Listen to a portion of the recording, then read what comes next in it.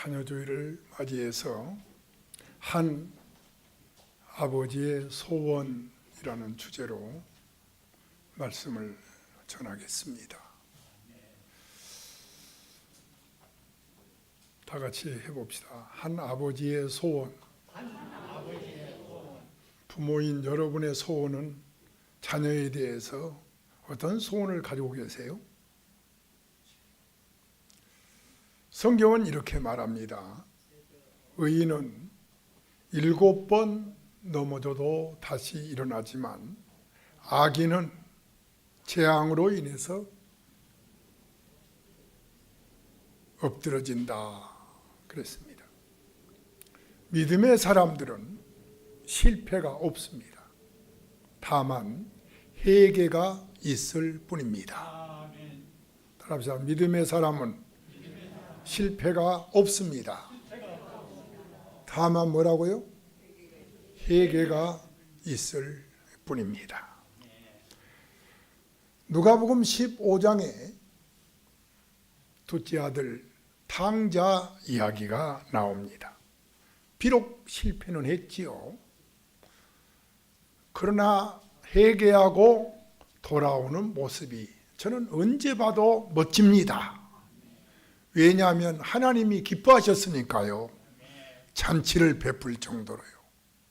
그래서 회개는 있습니다만 실패는 없습니다.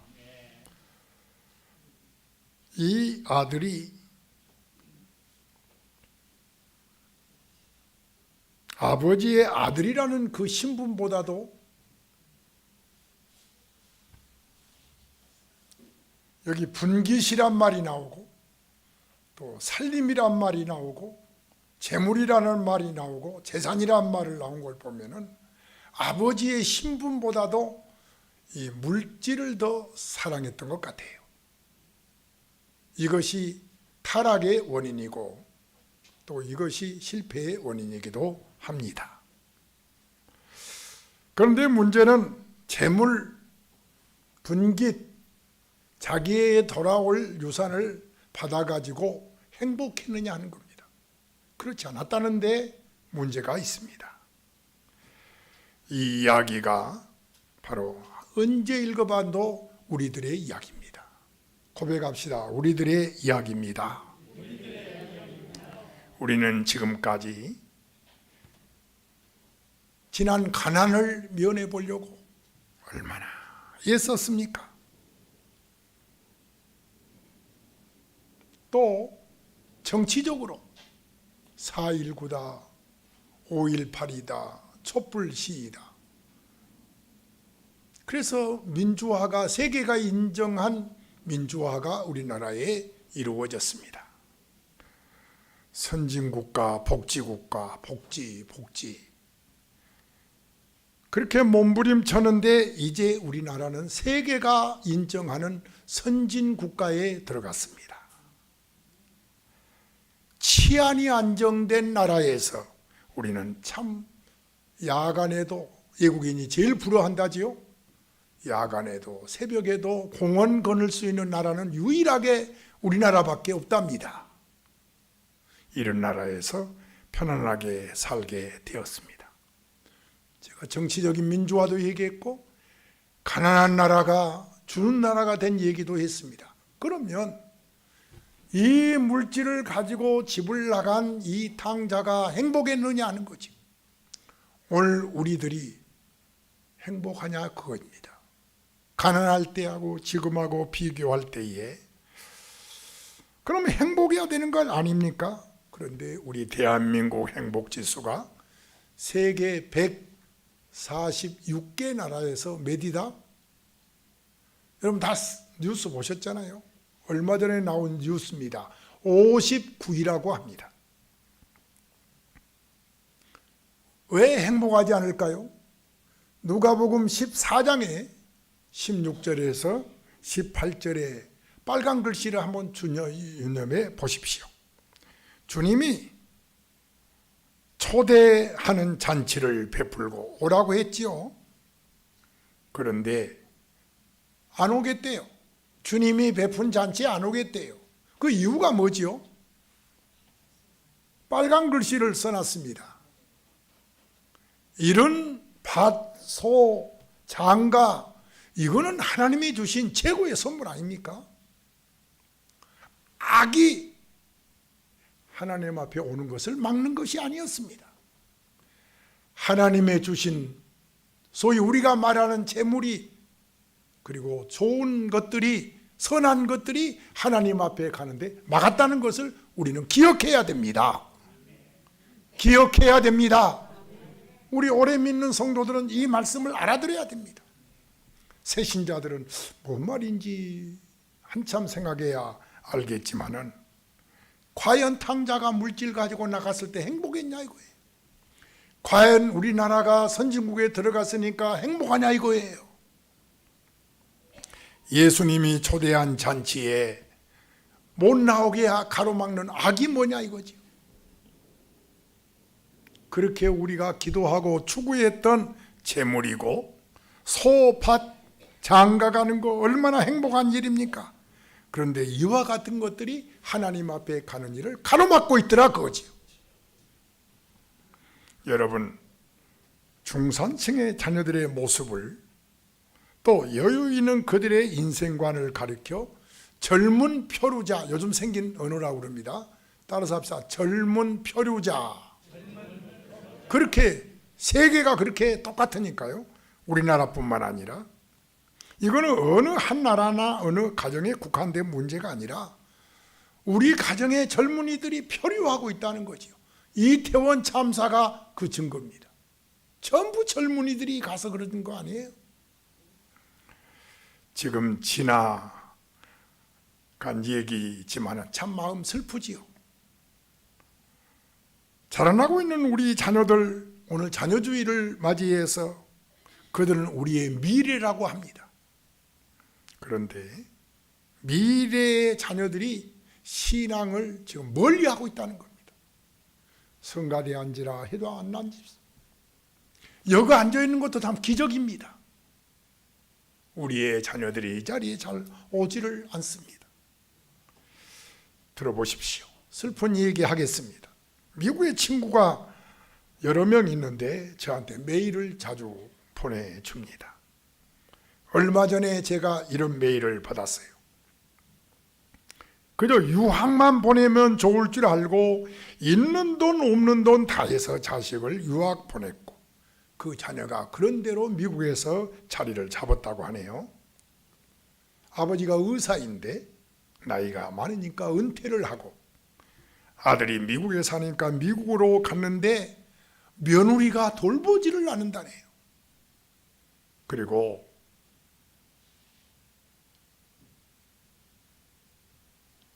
아들도 7개월 동안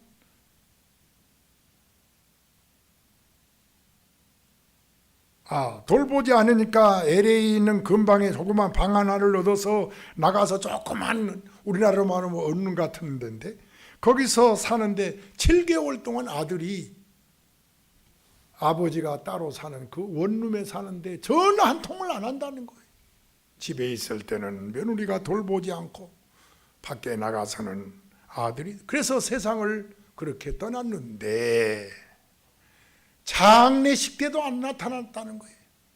친구들이 장례를 했다는 거예요. 그러고 보면 참 우리 주영순 권사 옆에서 지켜보면 참 김말덕 권사님한테 참 저렇게 잘할 수가 있을까 할 정도로 정말 믿음이 아니고서는 남의 임원데 그렇게 잘할 수가 없구나, 그런 걸 오늘 내가 새삼 느꼈습니다. 모든 부모들은 나처럼 새빵살이 안 하고 너희들 좀 잘 살아라, 다 부모들이 그렇지요. 그리고 나처럼 돈 때문에 쪼들리지 말고 너희들은 좀 편안하게 살아라 하는 마음에 나름대로 열심히 돈을 모으고 열심히 살아온 세대가 부모의 세대입니다. 그러나 자식은 어떻습니까? 부모의 그 간절한 꿈과 그 소원, 오늘 제목이 뭐지요? 한 아버지의 소원입니다. 자, 그 아버지의 꿈, 그 소원, 그 욕망을 옆에서 자녀들이 다 봤습니다. 너무 잘 봐서 너무 아끼고, 제 자녀들도 보면 너무 아끼고 너무 아끼고 너무 아끼고 그걸 봤으니까 부모가 그렇게 추구했던 그 꿈의 결과를, 그 물질을 자녀 세대가 이제 누립니다. 부모가 고생해서 모았으니까 자녀는 그런 대로 집도 있고 생활도 그런 대로 이제 합니다. 그런데 그것을 행복해 하느냐? 아니라는 거지요. 그 자녀들이 행복하기는커녕 허망해하고 허전해하고, 그 부모의 꿈을 꾸며 열심히 살아왔지만 아이들은 그 꿈은 없습니다.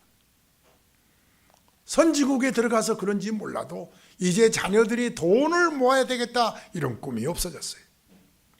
부모가 생각했던 그런 꿈을 가지고 있지 않습니다. 그러니 꿈이 없으니 표류할 수밖에 없게. 아까 그랬죠. 따라서 했죠. 젊은 뭐라겠죠? 표류자. 요즘 우리 자녀들이 젊은 세대가 표류하고 있다는 거지요. 부모에게 꿈과 소원이 있으나 지나고 보니, 나이가 들고 보니 그 소원에 문제가 있었구나. 저부터 그렇게 깨닫게 됩니다. 나와 같은 꿈을 가져달라고 하지만 그것은 이미 효율성이 없다는 것을 우리는 입증하고 있습니다. 적어도 젊은 세대에는 꿈과 소원 가지고 열심히 해라 그러면 들은 척도 안 합니다. 요즘 젊은이들한테는 그렇게 말하면 안 된대요. 왜냐? 자기들과는 아무 관계가 없다는 거지요. 그러므로 우리는 다시 한번 오늘 이 자녀주일날 우리 부모들은 우리의 꿈과 소원에 대해서 다시 한번 재정비하는 시간이 되기를 바랍니다. 자녀에 대한 소원이 과연 뭔가? 내가 바라고 구하는 간절한 소원이 과연 내 자녀도 그런 소원인가? 자녀들이 부모의 소원이 내 소원 되기를 바라는 생각은 이제 그만하세요. 자녀들의 새는 부모의 소원이었던 그 물질을 경험했고 누리고 있습니다. 그런데 행복하지 않대요. 전혀 행복하지 않답니다. 지금까지 부모의 소원이란 가난했기 때문에 부하게 살았으면, 공부 못했으니까 자녀만은 공부를 잘했으면, 그런데 선진국이 되고 지식이 많고 경제적으로 안정되고, 그런데 똑같은 소원을 부모와 같이 가지고 있느냐? 아니라는 거예요. 서로 인사합시다. 우리 정신 차립시다. 덴마크의 철학자 키에르케고르, 그 아버지도 철학자였다고 하죠. 저는 참 지금 생각해보면 참 금강경도 있고 철학자들 책도 있고, 왜 내가 그때 그렇게 철학을 좋아했을까 그런 생각도 해봅니다만은, 그러나 철학을 학교 다닐 때 좋아해서 그런지 상당히 설교하는 데는 도움이 되지만, 이 키에르케고르가 6번째 아들이라고 그러거든요. 아버지가 볼 때에 이 아이가 사색이 깊고 생각이 깊고 엉뚱한 질문을 막 하고 그런단 말이죠. 아버지 철학자 아버지가 볼 때 아들 키에르케고르가 그런 모습이 걱정인 거예요. 그래서 무릎 꿇고 기도 제목이, 소원이, 이 아버지의 소원이 주여 위대한 인물이 되는 거 소원하지 않습니다. 저의 소원은 하나님 잘 섬기는 것을 소원합니다. 그렇게 키에르케고르 아버지가 소원했다고 하거든요. 여러분, 마지막 유언과 같은 소원이 있다면 무엇입니까? 회개와 함께 하나님, 내가 그동안의 소원을 잘못 가졌습니다. 이런 깊은 뉘우침과 함께 오늘 얻어진 깨달아진 부모의 소원이 무엇입니까? 크게 합시다. 한 아버지의 소원. 그것도 솔로몬은 부귀영화를 다 누려봤지 않아요? 다 가져봤지 않아요? 그 솔로몬이 아버지로서 소원을 오늘 잠언 본문에다가 기록해 놓고 있는 거예요. 우리가 이 말씀 하나님의 음성으로 들어야 할 줄로 믿습니다. 따라합시다. 실패보다 더 중요한 것은 실패를 대하는 태도이다. 탕자처럼요. 탕자의 태도가 얼마나 멋있습니까? 돌아올 때에 고개 뻣뻣하게 세우고 돌아온 것이 아니라, 아버지, 저는 아들의 자격이 없습니다. 품꾼의 하나로 써주세요. 그 겸손이 그냥 얻어진 거 아니에요. 실패해서 얻어진 유익입니다. 우리의 자녀가 겸손하기를 우리는 소원합니다. 아멘이십니까? 우리의 자녀가 어떻게 되기를 소원하세요? 누가복음 17장 15장 17절입니다. 시작.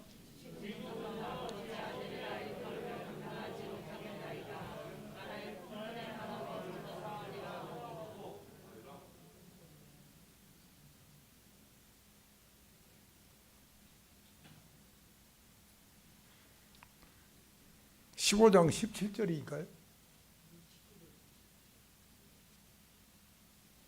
15장 17절이 어디가 있나요? 여기가 있죠? 자, 시작.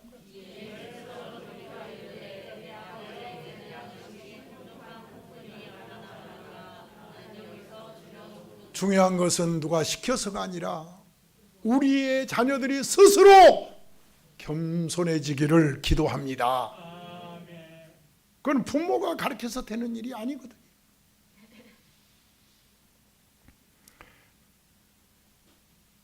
그리스도인의 성공의 기준은 어떤 일의 결과로 하나님께 가까워졌느냐 아니면 멀어졌느냐, 거기에 따라서 성공을 얘기해야 됩니다. 만약에 우리 자녀들이 하나님께 가까이 했다면 여러분 성공자입니다. 그러나 그렇지 않다면 우리는 성공자가 아니에요. 아무리 세상적으로 성공했다 하더라도 그로 인해서, 그 물질로 인해서 아니면 그 어떤 것으로 인해서 그 성공 때문에 우리의 자녀들이 하나님을 멀리했다면 우리는 성공자 아니에요. 다시 한번 누가복음 15장 19절입니다. 시작이요.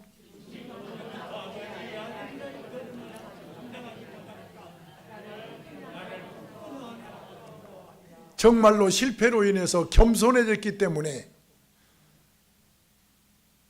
우리 믿음의 사람은 실패는 없다고 제가 설명한 겁니다. 오직 회개만 있을 뿐입니다. 여러분, 이제 우리는 머지않아 세상을 떠나야 합니다. 오늘 우리 김말덕 권사님이 소천하셨는데요, 우리도 머지않아 이 세상을 떠나야 합니다. 이 마지막 길에 자녀들에게 물려주고 싶은 소원이 그 어떤 가치관을 심어주고 싶으세요? 나의 소원이 너의 소원이 되고 우리 가문의 소원이 되고 그리고 길이길이 이어지는 소원이 되어야 하는 그 소원이 뭘까요? 바로 오늘 본문인 줄로 믿습니다. 이거는 우리 모두의 소원이고 대대로 이어져야 할 아버지의 소원이 되기를 축원합니다. 첫 네 가지를 기록해 놨습니다. 하나, 둘, 셋, 네 가지. 3절, 6절, 7절, 8절, 9절 이렇게 써놨습니다.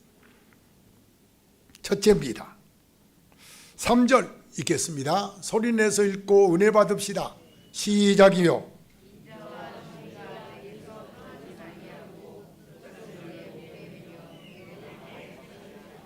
여기서 인자를 번역할 때 사랑이라고 합니다. 왜 사랑으로 번역하느냐? 여인의 사랑이 아니고 친구의 사랑이 아니고 수직 사랑이기 때문에, 위에서 밑으로 흐르는 사랑이기 때문에 인자란 사랑을 의미합니다. 이것을 어디다 매라고요? 내 목에다. 왜 목에다 매? 목걸이, 왜 여러분 목걸이에 십자가 하고 다니고 또는 반지하고 다니는 거예요? 왜 목에다가 매는 거예요? 항상 기억하기 위해서입니다. 여러분 사랑이 있나요? 우리 자녀들 사랑이 있고 인자가 있도록 늘 항상 생각하게 목에다 걸고 마음판에 새기라. 그렇습니다. 한평생 수고했더라도 사랑이 없으면 아무 소용이 없어요. 부부간에도 마찬가지예요. 사랑이 없는 부부는 그건 부부가 아니지요. 또 하나 가슴에 진리가 있어야 됩니다. 바르게 올바르게 살아야 됩니다. 여러분 예수님 하면 뭐가 떠오르나요? 아는 분. 우리 예수님 하면 뭐가 떠올라요?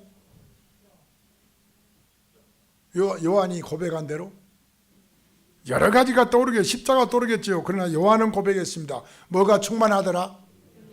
은혜와 진리가 충만하더라. 그래서 은혜와 진리 교회도 있더라고요. 그렇습니다. 은혜와 진리가 사랑이 충만하신 분이 우리 예수님이십니다. 이것이 우리 아버지의 소원이 되어야 합니다. 우리의 자녀들 사랑과 진리가 충만하기를. 여기서 진리는 진실함, 알레데이아, 거짓이 없는 그런 의미. 어떤 왕이 신하들한테 꽃씨를 나누어 주었다고 하네요.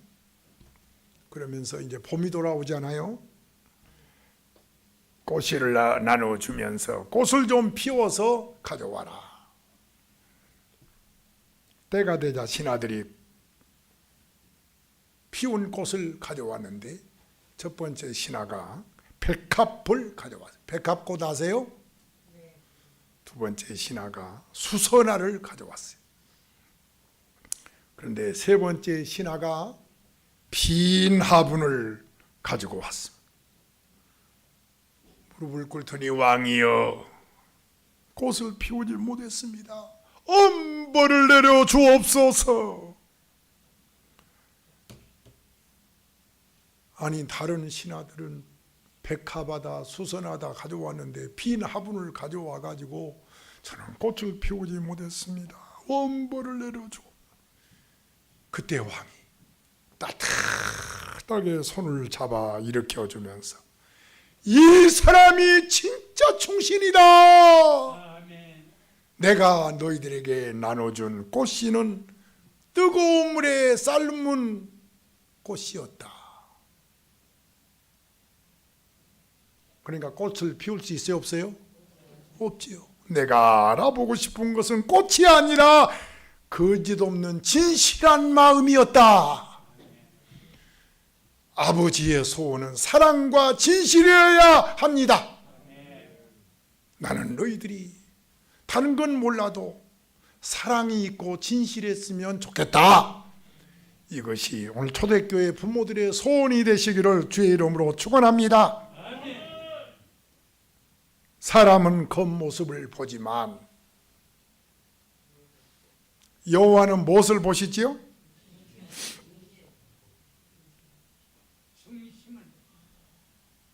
나 주는 중심을 본다. 하나님 하신 말씀이지요. 활칠한 키에다가 준수한 예모를 보고 사무엘이 단번에 볼 것도 없어. 그리고 기름을 이 사람이면 왕이 되겠다 하고 기름을 부으려고 하였습니다. 그때 하나님이 주저하지 않고 아니다 그럽니다. 그러면서 하시는 말씀이에요. 사람은 예모 보지만 나는 아니다 하십니다. 할렐루야.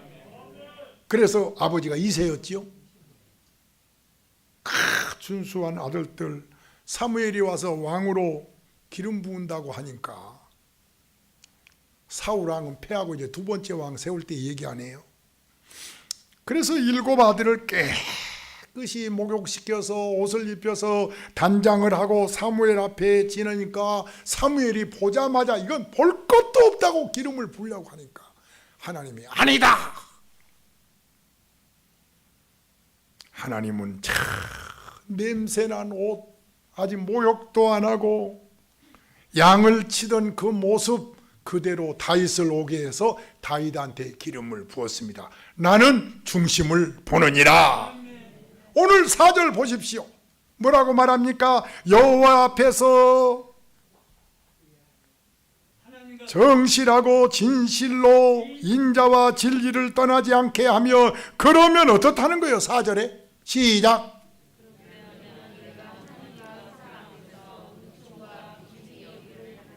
우리는 그동안에 자녀가 가난하지 말았으면 하고 물질을 소원했더니 오히려 그것이 당자 만들었다는 설교를 했습니다. 깨달아지기를 축원합니다.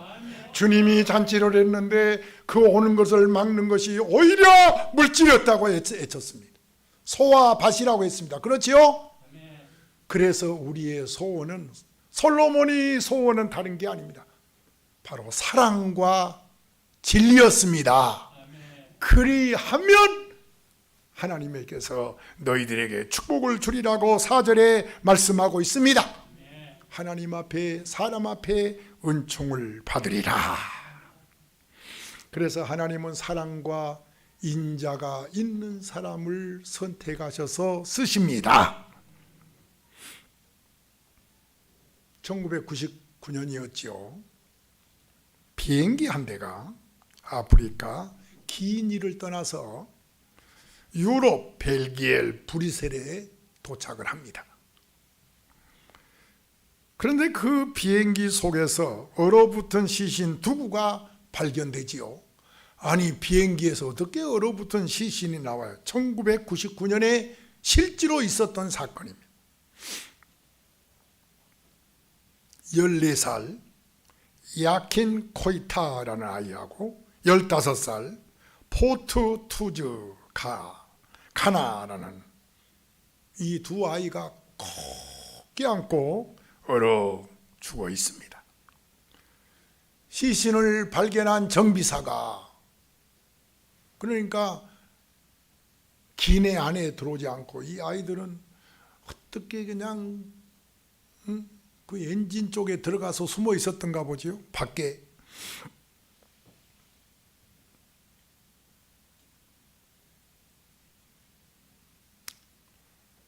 정비사가 그걸 보고 엉엉 울었대요. 왜냐하면 그들의 손에 자세히 보니까 편지 한 장이 있는데 두 아이가 죽음을 예견하고 그 쓴 편지 내용은 이렇습니다. 존경하는 유럽 지도자 여러분, 여러분의 아름다운 대륙에 사랑을 호소하며 저희 둘이 여행을 합니다. 아프리카 어린이들은 너무너무 힘든 고통을 겪고 있고 전쟁과 가난과 전염병과 학교 건물이 있지만은 선생님이 없습니다. 아프리카 아이들을 대신해서 호소합니다. 저희 아프리카 아이들을 살려주십시오. 그러니까 두 아이가 죽음을 예견하고 우리가 죽더라도 혹시 저희가 시체로 발견되더라도 우리가 겪고 있는 이 참상을 세계에 알려주시고 도움을 청합니다. 절박한 마음을 널리 헤아려 주십시오. 1999년 7월 29일 가나 두 소녀, 그렇게 편지에 써 있었어요. 요한복음 13장 34절에 새 계명을 너희에게 주노니 서로 사랑하라. 내가 너희를 사랑같이 너희는 서로 사랑하라. 35절에 너희가 서로 사랑하면 이로써 모든 사람이 너희가 내 제자인 줄 알리라. 여러분, 우리 자녀들한테 사랑해라. 거짓 없이 진실해라. 이것이 소원이 되시기를 주의 이름으로 축원합니다. 두 번째입니다. 아버지의 소원 두 번째 6절을 읽겠습니다. 시작이요.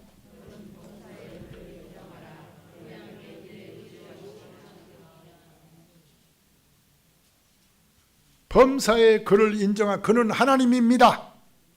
모든 처지에서 하나님을 인정하라. 여러분, 독일의 히틀러를 사람들은 정신병자라고 그러지. 어떻게 유태인들 600만 명을 학살하냐.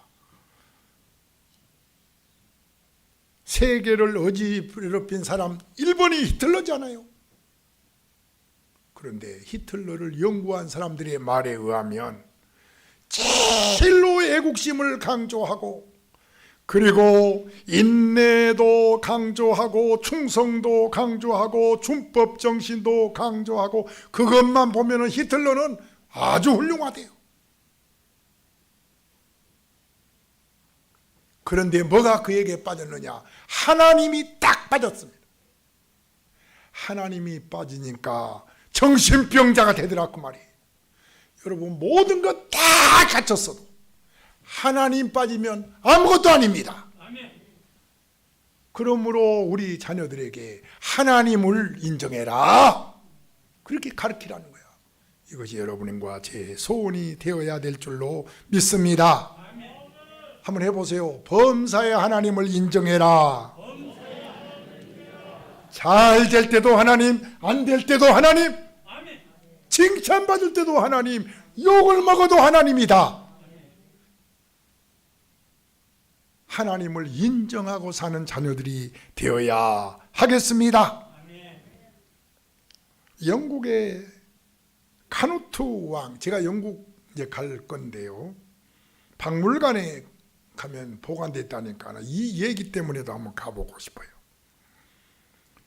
이 왕이 스웨덴을 정복하고 덴마크를 정복해서 소위 말하는 대영 제국, 영국은 해가 안 지는 나라로 홍콩까지 다 이렇게, 지금은 뭐 중국에 반환했지만은 해가 안 지는 나라라고 할 정도잖아요.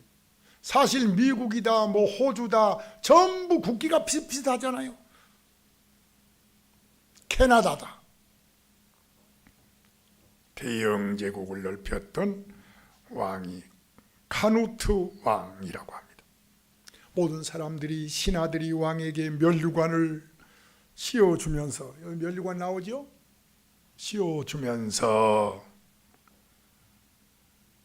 온 천하의 왕의 명령을 거역할 자는 아무도 없습니다, 그렇게 경배하며 아첨을 했습니다. 이 말을 들은 카누트 왕은 신하들을 데리고 어디로 가느냐? 여기 어디 같아요? 화면 보니까 여기 어디 같아요? 여기 이 두 번째 그림 어디로 간 것 같아요? 구태여. 우리 성가대 사화 청년은 내가 어디 같아요? 그러니까 여기 보려, 여기를 보면 돼요. 여러분 앞에 보이죠? 어디 같아요? 여기가 이 신하들을 데리고, 이 신하들이 아부하니까 온 천하의 왕의 명령을 거역한 자는 아무도 없습니다. 그러니까 바닷가로 데리고 나갑니다. 여기 어디라고요? 그래서 이 왕이 바다를 가리키면서 소리를 지릅니다. 바다여, 조용하라. 바다가 왕의 말을 들을 리가 있다 없다? 없지요. 들을 리가 없지요. 그러자 왕은 핑크레 웃으면서 신하들한테 말합니다. 보아라, 내 말을 순종할 자가 어디 있느냐? 아첨에도 분수가 있지, 오직 하나님만이 저 바다를 잔잔케 할 수 있느니라. 그때 신하들이 전부 바다를 바라고 아멘입니다. 우리가 경외할 분은 우주 만물을 창조하신 하나님이십니다. 하나님을 인정하라. 여러분의 소원이 될지어다. 우리의 소원은 자녀들한테 너무 다른 데 있습니다. 아까 서론에서 말씀했죠. 가난했으니까 물질, 공부를 많이 못해서 공부, 복지국가, 잘 살아야 된다. 그런데 어디 잘 사니 행복하냐? 아니라는 거지. 아니, 세계 선진국 중에 꼴찌 행복지수가 제일 밑에라는 거예요. 그 왕관이 대형 박물관에 지금도 보관되어 있으니까 제가 꼭 가면, 영국 가면 보고 싶어요. 이 카누트의 이 왕관 말이지요. 그 다음에 쓰지 않았대요. 왜? 왕은 하나님 뿐이니까. 따라합시다. 하나님을 인정하라. 그 누구도 영광을 받을 수 없습니다. 오직 하나님. 하나님만을 인정해야 합니다. 그럼 어떻게 된다고요? 그러면 그랬지요. 그러면 자 6절 읽으세요. 그러면 뭐라고요? 내 길을 지도하시리라. 믿으시면 아멘 합시다. 에레미야 1장 13절에 무서운 환상을 에레미야가 보는데 끓는 가마를 보나이다. 저 윗면이 북에서부터 아니 끓는 가마물이 넘쳐서 그 끔찍한 재앙이 막 북쪽에서 기울어져 있는데 에레미야가 환상을 보는 거예요. 그런 환상을 마치 물이 끓어 넘치듯이 끔찍한 재앙이 닥쳐온다는 얘기. 북쪽에는 모든 나라가 몰려와서 사방에서 예루살렘을 친다는 이야기. 일촉즉발의 이야기입니다. 어떻게 해야 되지요? 어떻게 해야 돼요? 이런 환상을 봅니다. 에레미야 5장 1절입니다. 시작. 너희가 만일 정의를 행하며 진리를 구하는 한 사람이라도 찾으면, 다른 사람이야 다 악하게 있어도 정의로운 사람 한 사람만 있으면 재앙을 막아주리라. 하나님께서 여호와를 인정하는 자녀 그 길을 인도해 주시리라. 믿습니까? 오늘 이 말씀을 믿는 대로 될지어다. 여러분이 친정 자녀가 잘 되기를 원하면, 군대 가서 보호를 받고 사회 가서 승리하기를 원하면 그 자녀가 하나님을 인정하게 해야 합니다. 하나님을 인정하지 아니하고 잘 되는 법이 없어요.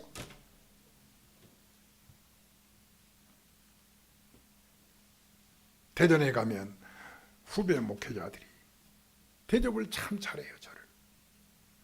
아니 어떻게 목회자들이 그렇게 대접을 잘하냐, 막 호텔에 재워주고 막 마시는 걸 주냐 한번 물었더니 저 목사님 자녀들이 판사고 검사래요. 물려준 거 하나도, 재산 물려준 거 없어요. 오직 하나, 여호와를 경외해라. 여러분 하나님을 잘 경외하는 자녀 되기를 소원하시면 아멘 합시다. 범사에 그를 인정해라. 6절 읽겠습니다. 시작이요.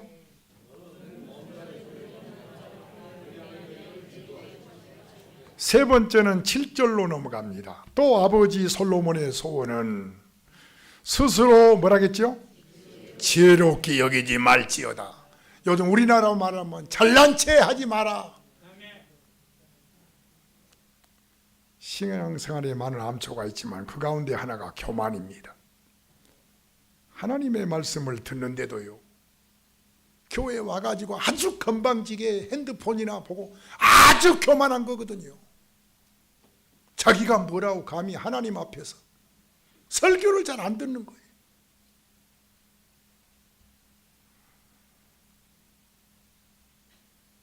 자기 경험, 자기 지식으로 설교를 평가하는 거예요. 그래서 성경은 말하기를 아무든지 나를 따라오는 자기를 부인하라 그랬어요. 교만하면 안 돼요. 하나님이 제일 싫어하는 게 교만입니다. 제가 저를 할 말은 아니지만은 목사님들이 저한테 하는 말이 공통적인, 어쩌면 그렇게 주목사는 어린아이 같으냐. 예, 저 그런 말 많이 들어요. 누가 보면 바보 비슷하대요. 그런데 또 그걸 본받고 싶대요. 하나님은 어린아이를 사랑하십니다. 겸손한 자를 사랑하십니다. 마태복음 10장 10절 읽겠습니다. 시작이요.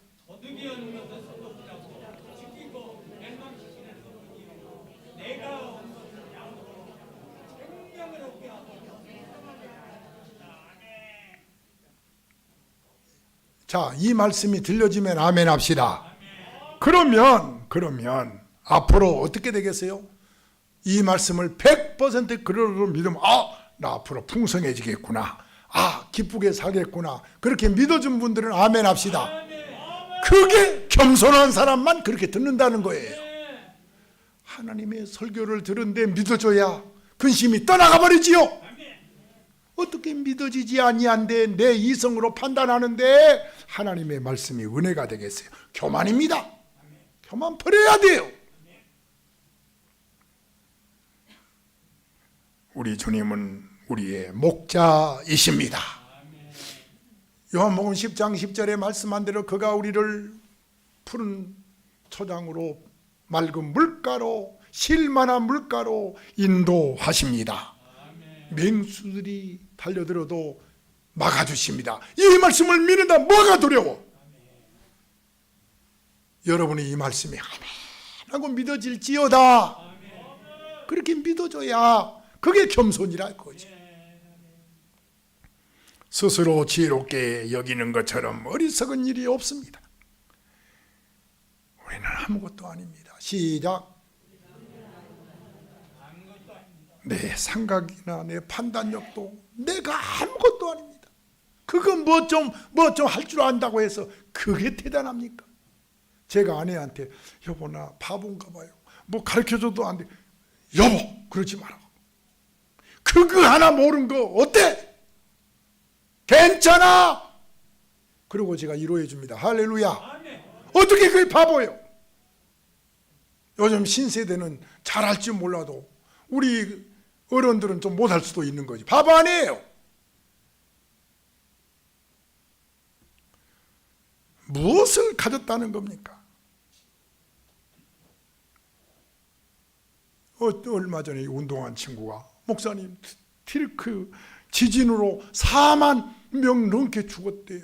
그래서 자기도 요즘은 그동안에는 어떻게 살까 여기에 초점을 두는데 요즘은 안 그런데요. 어떻게 죽을까 그렇게 생각하고 살기로 했대요. 아멘. 그래서 내가 따두게 했어요. 아이 너 철들었다. 너 철들었다. 큰 기업에 나간 친구인데 철들었다. 철들었어. 지진 속에서 인간은 아무것도 아님을 사람들은 보고 있습니다. 해보세요. 나는 아무것도 아니다. 한 번 잠깐 흔들어 버리니까 그렇게 되잖아요. 앞으로 어떤 일이 어떻게 또 일어날지 아무도 모릅니다. 일본 원전 사고 이후에 그 오염수를 바다에 쏟아붓는데요. 그러면 앞으로 4년 후에는 제주도까지 온대요. 그 오염수가.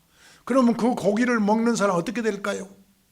미리 저는 걱정은 안 하지만 앞으로 어두운 그림자들이 우리 주위에 밀려오고 있습니다. 무슨 독을 마실지라도 해를 받지 아니하며, 저는 그 말씀을 또 믿습니다. 마지막입니다. 9절입니다. 시작이요.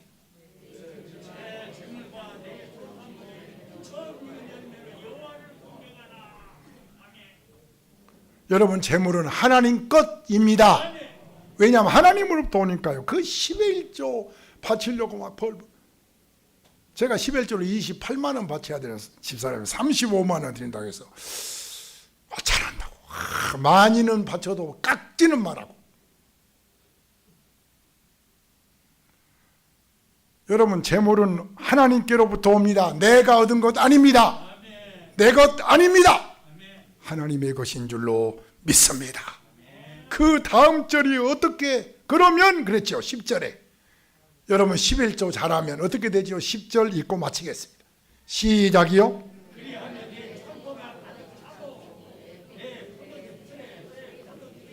체험할 줄로 믿습니다. 가득 차고 넘치는 물질의 복을 받을지어다.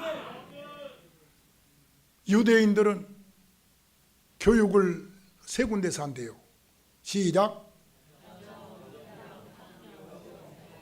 그런데 학교에서 받은 교육 박사학위로 많이 땄다고 달라지지 않더라는 거지.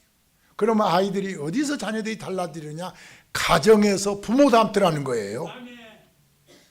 이 은혜가 오늘 자녀주의를 맞이해서 아버지의 소원이 여러분의 소원이 되기를 주 예수의 이름으로 축원합니다.